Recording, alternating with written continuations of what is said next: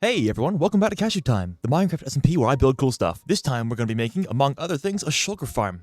I'd say that my last video with rockets and elytra was a huge success. Everyone loved it. Wait, rockets? Thanks, man. Yeah. Alright. Whee! Oh, fuck. I'm gonna. Oh. The gift of flight is fantastic, but who's got enough space for all those rockets? Enter the shulker box.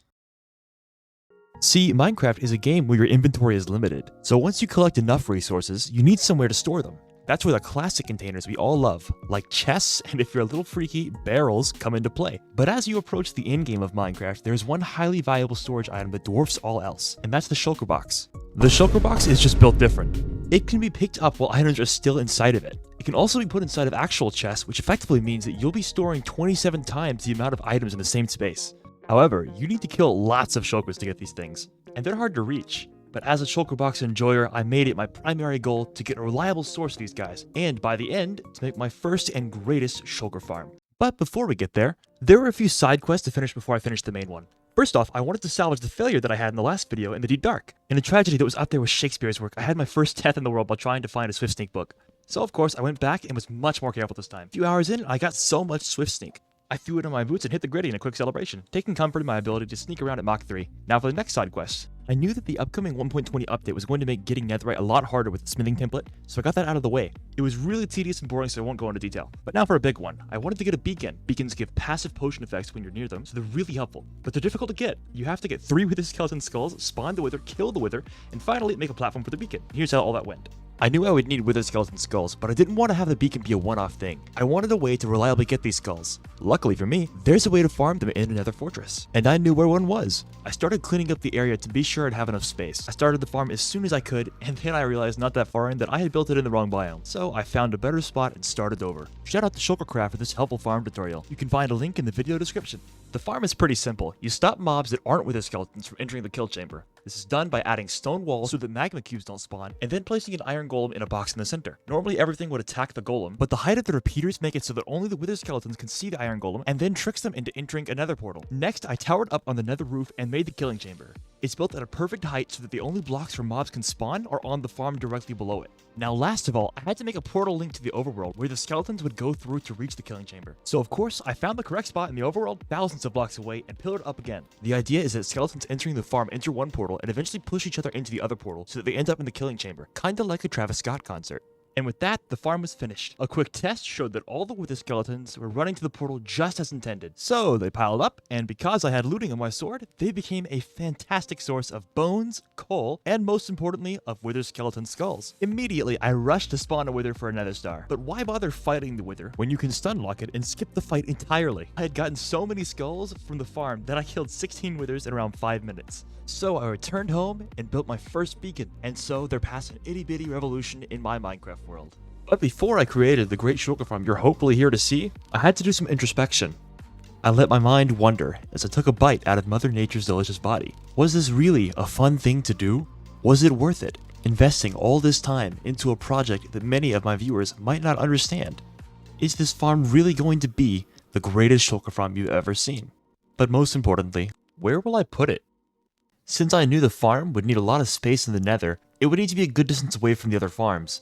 At least 100 meters. This prompted me to spit back out the bite I had taken of Mother Nature in the form of landscaping. Like a mother bird feeding their young, I brought life to my home as I scoured for a place to build. I carefully crafted the curves of my grassy kingdom until I realized where the farm would go. But I didn't stop there, I was on a roll. I said hello to the horses whom I had entrapped for eternity. I waved at the home of the villagers I had once stolen roughly a year ago. But I kept going. There was grass to be placed. There was terra to form. No longer would the east or the south of my island be just an ugly floating platform. They had ascended to a form of fake nature, the best kind of nature. I placed over 100,000 grass blocks in this escapade. I could bend the world to my liking, to whatever shape I could desire. That shape was a shallow hill. But then I got bored and stopped. Now it was time to start the main course. I pillared up and began placing the first blocks of what would be my first ever shulker farm. But it didn't take long to realize that I was going to need a lot more obsidian, like thousands. And thankfully, Google had my back, and I got to work. The plan was to use a weird gimmick to keep loading the end for an obsidian farm. The snowballs of the snow golem would just do the trick. Again, the link for this farm will be in the video description. This farm uses really simple mechanics of how the wither chooses its targets in order to trick it into constantly breaking obsidian. Because the snowballs keep going through the end portal, the obsidian keeps getting spawned in. This can lead to an astronomical amount of obsidian being produced in just a few minutes. Unless you're like me and forgot to turn it on. I wasted a lot of time. But after that, the farm worked. I had thousands of obsidian. But as Murphy's Law states, everything that can go wrong will go wrong. The farm worked so well that it crashed my game. When I rejoined, the wither's targeting was screwed up, and as a result, the wither escaped and started wreaking havoc. But the job was done. I had the obsidian. And the wither, I mean, it's really not my problem. So I left as fast as I could, leaving it for the next unlucky person, and putting that obsidian to good use. The farm had lots of portals, and all of them would link to a pair of portals in the nether. The elevation of this farm was no mistake. It had to be this way to make sure the portals would link correctly in the nether. When turned on, shulkers would attach to a glass wall somewhere in the farm, then immediately enter one of the portals. This would send them to the kill chamber within the nether. But to make sure the shulkers could only move to the glass walls, there had to be hundreds of buttons on the outside, blocking valid blocks for them to teleport to. And getting buttons on a wall that's in the air is really frustrating because you have to scaffold off the side of it over and over again. But hey, I've had worse builds. It didn't take that much time in the scale of the whole project. Just a few hours later and the overworld farm was spawn proof. Next up, I had to create the counterpart of the farm in the nether. I pillared up and made the simple platform, but then it turned into a complicated platform. It's kind of hard to explain what this portion of the farm does, but in short, this is where the shulkers come through, get stored, then die, leaving me with their wonderful shells. Now remember how I said that the wither was someone else's problem? Now it was mine again, because the last step in making the farm work was putting a live shulker in it. This would mean getting the shulker through the end, and I couldn't just have the wither slaughter it when it comes through, so I went back to kill the wither. And boy, was it a battle. It was like I was getting gunned down by some bizarre fighter jet. I was an action hero made strictly of rectangular prisms. With the elytra on my back, I was also a fighter jet, gleaming through the sky. For a long time, we danced in the bleak sky of the end. Whenever I went higher to strike from above, so followed the wither. In perspective, we were dwarfed by the size of the island, and we looked like flies in comparison. Although, it is really cool to see this fight from above. And it's not hard to see that I was losing. But I wasn't giving up yet, because I had some tricks up my sleeve. Namely, a beacon. But as it turned out, it was very hard to get the wither near it for me to use it. And beyond that, the Endermen would not leave me alone. I mean, they were ruthless. And for what? The wither was killing them too. But they couldn't stop me. I'll only ever die once. However, I came very close to dying right here. Well, it was time for a new strategy. Get a shield. And as it turns out, that didn't work either. So after more than an hour of fighting this thing, I literally just gave up.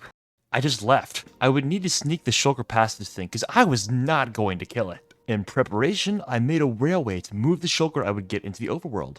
And once that was set up, I ventured out to an outer end city to grab a shulker. Again, I needed to place rails here to transport the shulker. In theory, I would just have to snag one with a minecart, no sweat. But this proved to be really difficult when I was getting bombarded by the shulker bullets they shot. But I had to stay focused. I wasn't going to stop here. Now, for the first time in the decade that I've played Minecraft, I used a furnace minecart. If you get too close to the actual shulker, it takes the minecart and latches to a block. It's really messy, so this was pretty much the only option.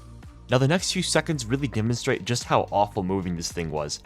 I'm pretty sure I spent over an hour floating during this trip. Eventually, more by accident than anything else, the shulker teleported above to somewhere I could actually work with. Finally, I could move it to the overworld. It did get stuck a couple times though, but that wasn't a big deal. I was in the home stretch. After a few hours of travel and brainstorming, everything was coming together. The cogs in the machine were aligning. They were starting to turn.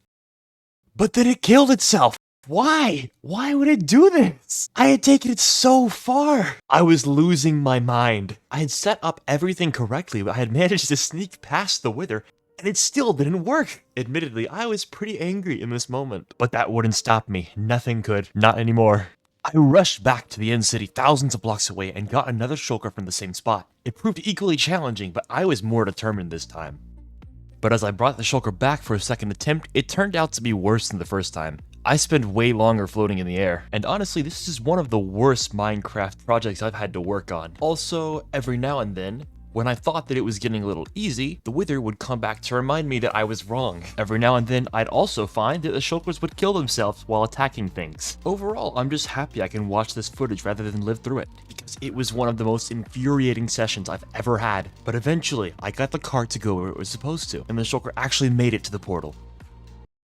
But as you can see, it didn't go through the portal. Can you imagine my rage? I had never seen this happen before. It was the opposite of a miracle. And to my surprise, the thing was still able to open. My immediate thoughts were, I should throw stuff at it and see what happens. And as someone who occasionally lets the intrusive thoughts win, I lost. I tried throwing potions, letting a snow golem throw snowballs, and even pistons, but nothing was moving it. Then, after a long wait, for no apparent reason, it teleported. It suddenly made moving it a lot harder, as it continuously shot me. I mean, it looks cool in the replay, I guess, but I was fuming at the time. My last resort was to move it with pistons while it was out of the portal, so I placed blocks whenever I got low enough, and finally, it went through. But I wasn't done yet. I still had to move the Shulker through the overworld to get to the farm, so that's what I did.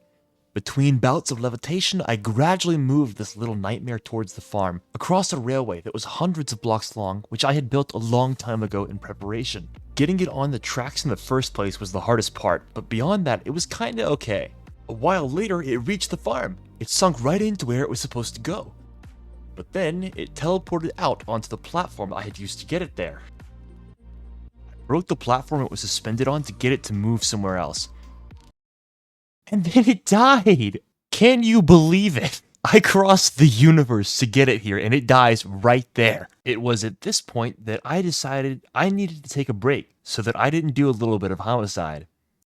In the 15 minutes or so that I took to calm down, I realized that the Shulker had cloned itself at overworld spawn. I just had to get that one, so that's what I did. I sent the furnace minecart on its way and made sure to follow it at a distance to make sure nothing went wrong. In retrospection, so much trouble would have been saved had I just made a gold farm before all this, because then I could just use powered rails to move the Shulker. Also, if anyone is going to try to do this, you should make the farm close to world spawn so you don't have to cross a big distance like this. Now finally, after at least 6 hours of consecutive playing, the Shulker entered the farm, and I crossed my fingers hoping it would just do what it was supposed to this time. And it worked! I finally got it to work! I was so happy, so relieved in that moment. Also, special thanks to Ilmango for this wonderful but complicated farm design. As you can see in the background, I left a block in the air by accident and had to deal with that. But once that was done, the farm was a treasure. It made about 8 shells in just a minute. And after a little bit of AFK action, I celebrated with a plethora of Shulker boxes by finally using them in the creeper farm like I had intended. And also for some sorting purposes. It really was revolutionary. But with the functional part of the farm done, I wasn't going to just leave it in the sky, ugly and naked. I started gathering things because I was going to build a fantastic tower around it. With weeks of planning, I had just the design in mind. I started simple, with a wooden platform to support the tower. From there, I used a combination of black and white concrete, bordered by acacia logs, to make some simple walls for it. Next up, I started adding detail, first by a layer of oxidized copper stairs, then by some upside down spruce stairs. Then we kept that green color going by putting in some warp plank slabs and stairs.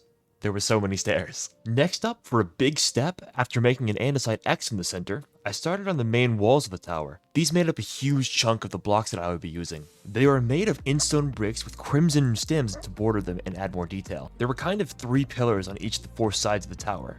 Each of these reach up to where the farm actually began.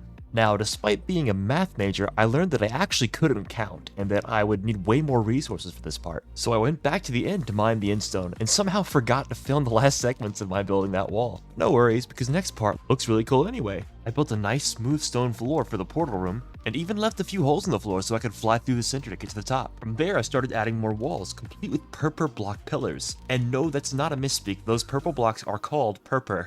Next up, I threw on some more spruce planks to make balconies where I could fly in and out of the farm with ease. Then I did some more simple wall work to give the thing more height, and I made sure to throw in some accenting colors to break up the solid yellow. Then I got one of the cooler looking parts of the farm done with a row of shroom lights. With this lovely glow in place, I started prepping for the last parts of the farm.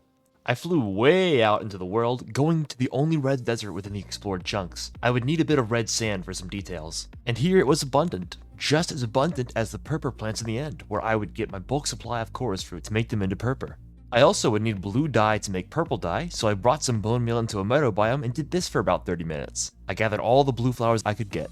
Then to make use of that purple dye, I gathered sand from the bottom of the sea, crafting it into purple concrete powder. Then I just wet all that concrete powder to get concrete and I was ready to go. But before I box in the Shulker box farm forever, I want to give a little insight into how it works. The shulker inside is constantly being hit by snow golems, which causes it to attack, only to hit itself and usually clone into another shulker. The original moves out into the portals while the new one stays. But every now and then the shulker dies without cloning, then a minecart is sent to the nether to grab a spare shulker. Finally, with perfect alignment, the redstone signal from where the snow golems have stopped shooting the target block sends a signal which drops a spare shulker which lands perfectly on the rails below and allows the farm to continue working.